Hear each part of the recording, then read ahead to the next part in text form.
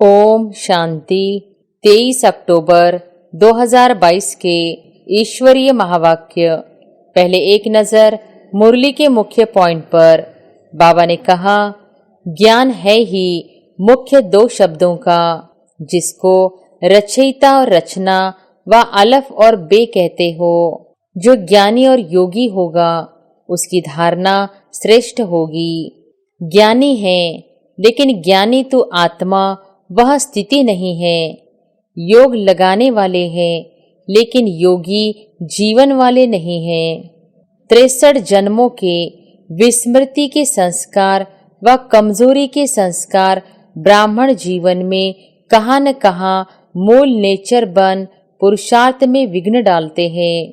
और फिर बाबा ने कहा, ज्ञान और योग मूल नेचर बन जाए, इसको कहा जाता है ज्ञानी जीवन, योगी जीवन वाला। ज्ञान, योग और धारणा को अपनी जीवन बना दी ऐसी आत्माओं को सहज योगी, सहज ज्ञानी, सहज धारणा मूर्त कहा जाता है। तीनों सब्जेक्ट का कनेक्शन है। दाता अर्थात सेवाधारी। दाता देने के बिना रह नहीं सकता। नंबर 1 बनना है तो ज्ञान और योग को स्वरूप में लाओ।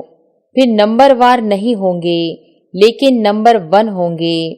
और फिर लास्ट में बाबा ने कहा, अगर बार बार किसी भी बात में स्थिति नीचे ऊपर होती है, अर्थात बार बार पुरुषार्थ में मेहनत करनी पड़ती है, इससे सिद्ध है कि ज्ञान की मूल सब्जेक्ट के 2 शब्द रचता और रचना की पढ़ाई को स्वरूप में नहीं लाया है।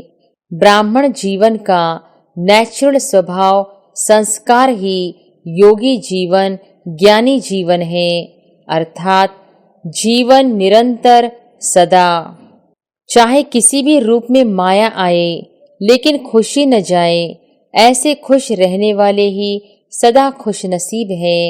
और अब सुनते हैं महावाक्यों को विस्तार से। अव्यक्त बाप दादा के मधुर महावाक्य। रिवाइज डेट है 13/10/92। मुरली का सार। नंबर 1 बनना है तो ज्ञान और योग को स्वरूप में लाओ। आज सत शिक्षक अपनी श्रेष्ठ शिक्षा धारण करने वाले गॉडली स्टूडेंट को देख रहे हैं कि हर एक ईश्वरीय विद्यार्थी ने इस ईश्वरीय शिक्षा को कहाँ तक धारण किया है। पढ़ाने वाला एक है, पढ़ाई भी एक है, लेकिन पढ़ाने वाले पढ़ाई में नंबरवार है। हर रोज का पाठ मुरली द्वारा हर स्थान पर एक ही सुनते हैं, अर्थात एक ही पाठ पढ़ते हैं। मुरली अर्थात पाठ हर स्थान पर एक ही होता है। डेट का फर्क हो सकता है, लेकिन मुरली वही होती है। फिर भी नंबरवार क्यों? नंबर किस लिए होते हैं? क्योंकि इस ईश्वरीय पढ़ाई पढ़ने की विधि सिर्फ सुनना नहीं है, लेकिन हर महावाक्य स्वरूप में लाना है। तो सुनना सबका एक जैसा है, लेकिन स्वरूप बनने में नंबरवार हो जाते हैं। लक्ष्य सभी का एक ही रहता है कि मैं नंबर 1 बनूं। ऐसा लक्ष्य है ना? लक्ष्य नंबर 1 का है, लेकिन रिजल्ट में नंबरवार हो जाते हैं, क्योंकि लक्ष्य को लक्षण में लाना, इसमें लक्ष्य और लक्षण में फर्क पड़ जाता है। इस पढ़ाई में सब्जेक्ट भी ज्यादा नहीं है। 4 सब्जेक्ट को धारण करना, इसमें मुश्किल क्या है? और चारों ही सब्जेक्ट का 1-2 के साथ संबंध है। अगर एक सब्जेक्ट ज्ञान संपूर्ण विधि पूर्वक धारण कर लो, अर्थात ज्ञान के एक एक शब्द को स्वरूप मिलाओ, तो ज्ञान है ही मुख्य 2 शब्दों का, जिसको रचयिता और रचना व अलफ और बे कहते हो। रचयिता बाप की समझ आ गई, अर्थात परमात्मा परिचय संबंध स्पष्ट हो गया। और रचना अर्थात पहली रचना मैं श्रेष्ठ आत्मा हूँ, और दूसरा मुझ आत्मा का इस बेहद की रचना अर्थात बेहद के ड्रामा में सारे कल्प में क्या क्या पाठ है, यह सारा ज्ञान तो सभी को है ना। लेकिन श्रेष्ठ आत्मा स्वरूप बन हर समय श्रेष्ठ पाठ बजाना, इसमें कभी याद रहता है, कभी भूल जाते हैं। अगर इन दो शब्दों का ज्ञान है, योग भी इन दो शब्दों के आधार पर है ना। ज्ञान से योग का स्वतः ही संबंध है। जो ज्ञानी तो आत्मा है, वह योगी तो आत्मा अवश्य ही है। तो ज्ञान और योग का संबंध हुआ ना। और जो ज्ञानी और योगी होगा, उसकी धारणा श्रेष्ठ होगी या कमजोर होगी?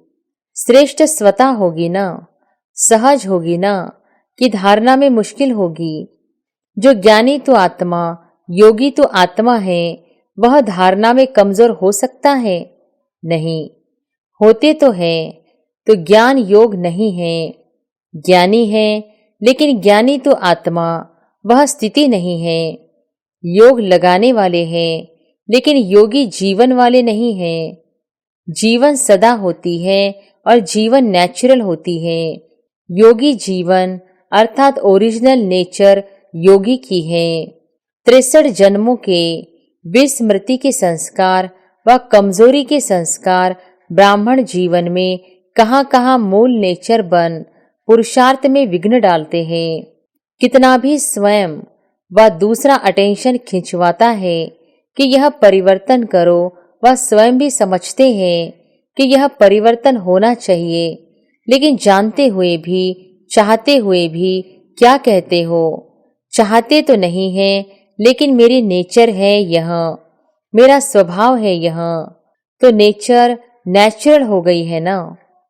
किसके बोल में व व्यवहार में, ज्ञान संपन्न व्यवहार व योगी जीवन प्रमाण व्यवहार व बोल नहीं होते हैं, तो वो क्या कहते हैं? यही बोल बोलेंगे कि मेरा नेचुरल बोल ही ऐसा है, बोलने का टोन ही ऐसा है। वह कहेंगे मेरी चाल चलन ही ऑफिशियल व गंभीर है। नाम अच्छे बोलते हैं, जोश नहीं है, लेकिन ऑफिशियल है।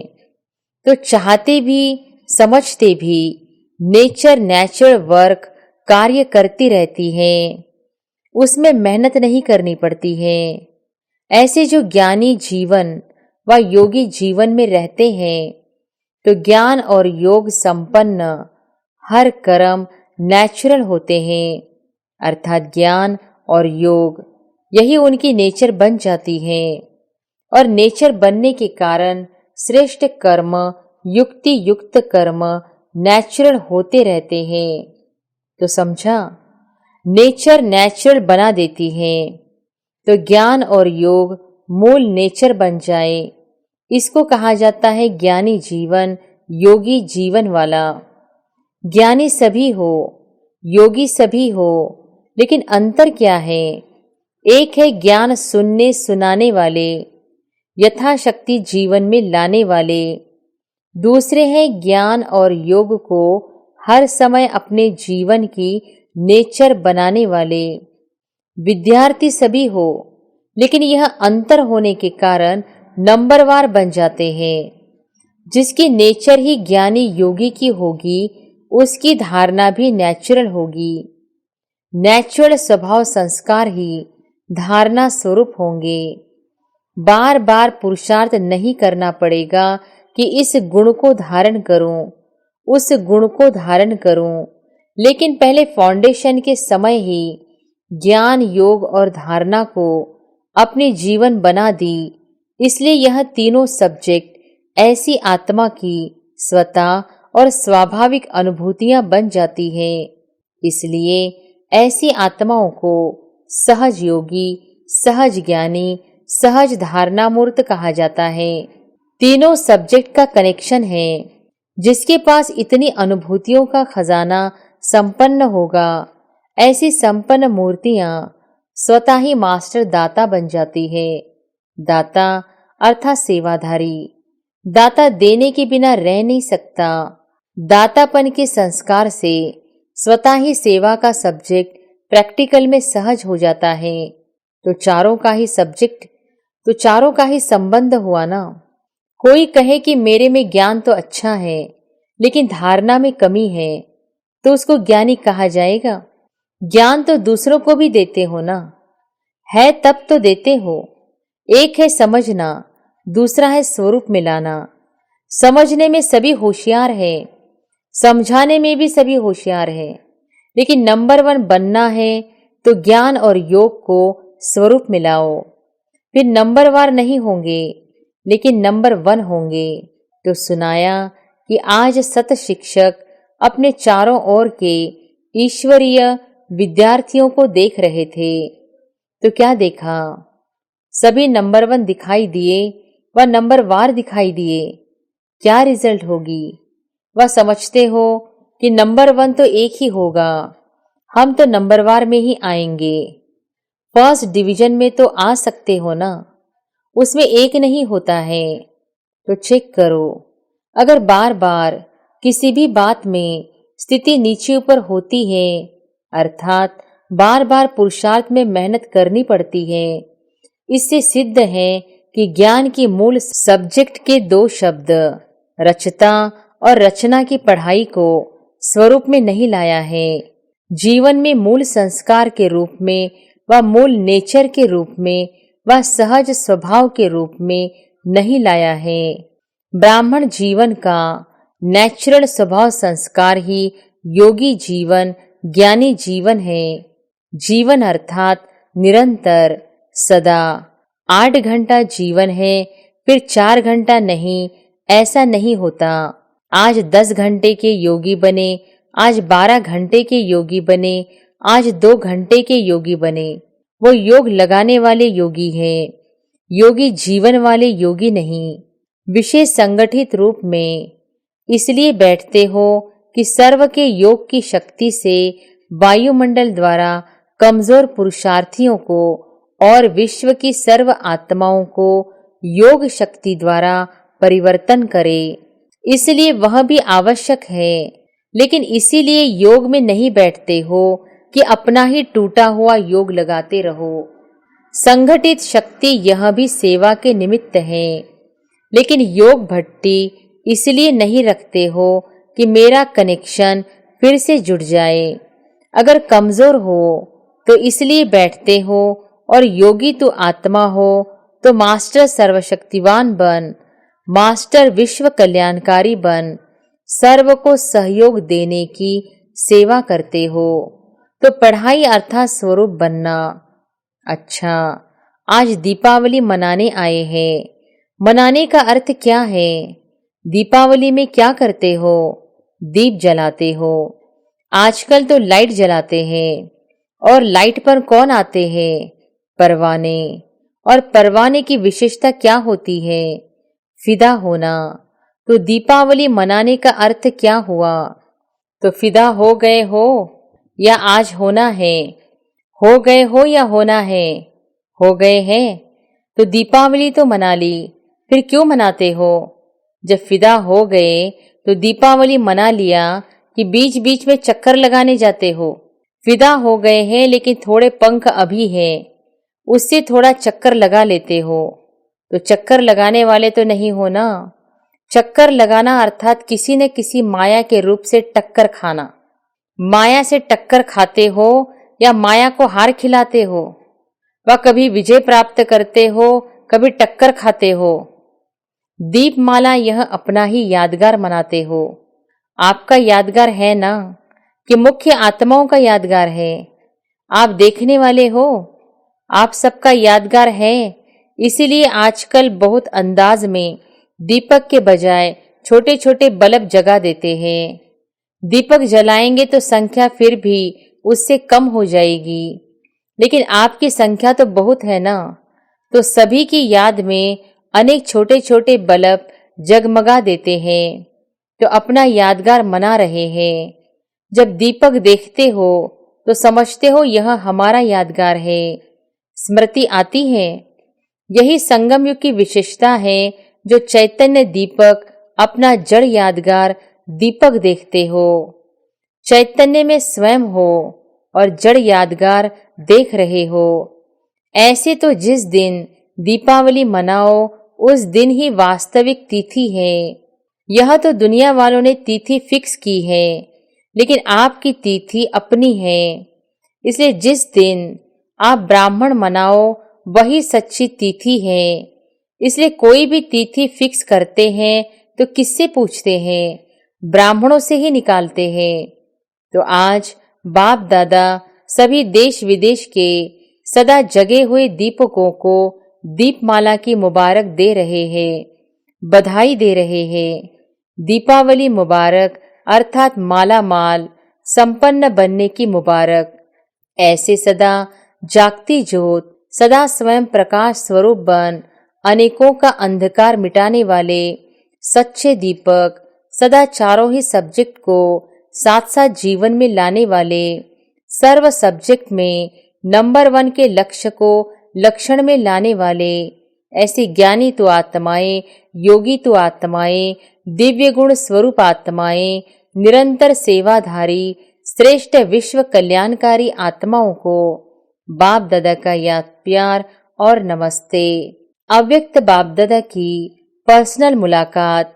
खुशनसीब वह जिसके चेहरे और चलन से सदा खुशी की झलक दिखाई दे। सभी अपने को सदा खुशनसीब आत्माएं समझते हो। खुशनसीब आत्माओं की निशानी क्या होगी? उनके चेहरे और चलन से सदा खुशी की झलक दिखाई देगी। चाहे कोई भी स्थूल कार्य कर रहे हो, साधारण काम कर रहे हो, लेकिन हर कर्म करते खुशी की झलक दिखाई पड़े। इसको कहते हैं निरंतर खुशी में मन नाचता रहे।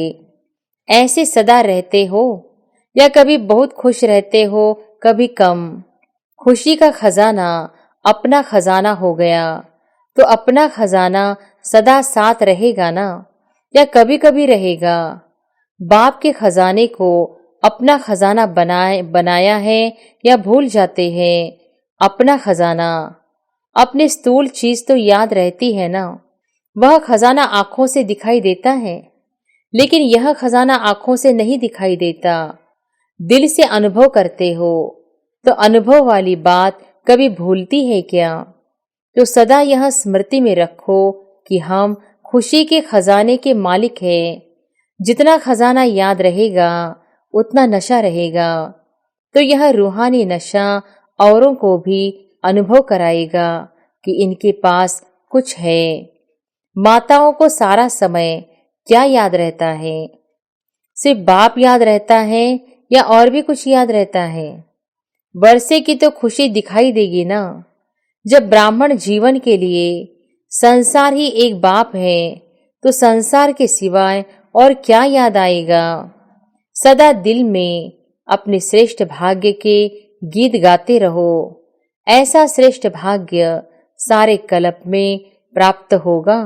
जो सारे कल्प में अभी प्राप्त होता है तो अभी की खुशी, अभी का नशा सबसे श्रेष्ठ है।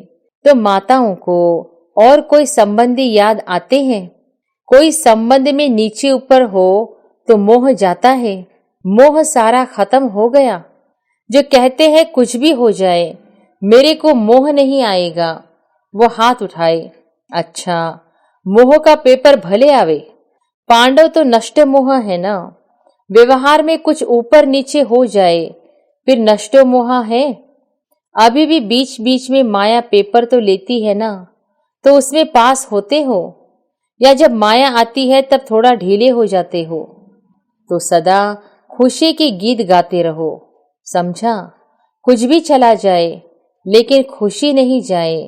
चाहे किसी भी रूप में माया आए लेकिन खुशी न जाए।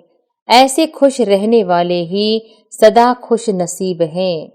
अच्छा, अभी आंध्रा और कर्नाटक वालों को कौन सी कमाल करनी है? ऐसी कोई भी आत्मा वंचित नहीं रह जाए। हर एक को संदेश देना है। यहाँ भी रहते हो, जहाँ भी रहते हो, सर्व आत्माओं को संदेश मिलना चाहिए। जितना संदेश देंगे उतनी खुशी बढ़ती जाएगी। अच्छा, वरदान है। उमंग उत्साह के आधार पर सदा उड़ती कला का अनुभव करने वाले हिम्मतवान भव। उमंग उत्साह के आधार पर सदा उड़ती कला का अनुभव करने वाले हिम्मतवान भव। उड़ती कला का अनुभव करने के लिए हिम्मत और उमंग उत्साह के पंख चाहिए। किसी भी कार्य में सफलता प्राप्त करने के लिए उमंग उत्साह बहुत जरूरी है। अगर उमंग उत्साह नहीं तो कार्य सफल नहीं हो सकता, क्योंकि उमंग उत्साह नहीं तो थकावट होगी और थका हुआ कभी सफल नहीं होगा। इसलिए हिम्मतवान बन उमंग और उत्साह के आधार पर उड़ते रहो तो मंजिल पर पहुंच जाएंगे। स्लोगन है, दुआएं दो और दुआएं लो, यही श्रेष्ठ पुरुषार्थ है। दुआएं दो और दुआएं लो, यही श्रेष्ठ पुरुषार्थ है। अच्छा, ओम शांति।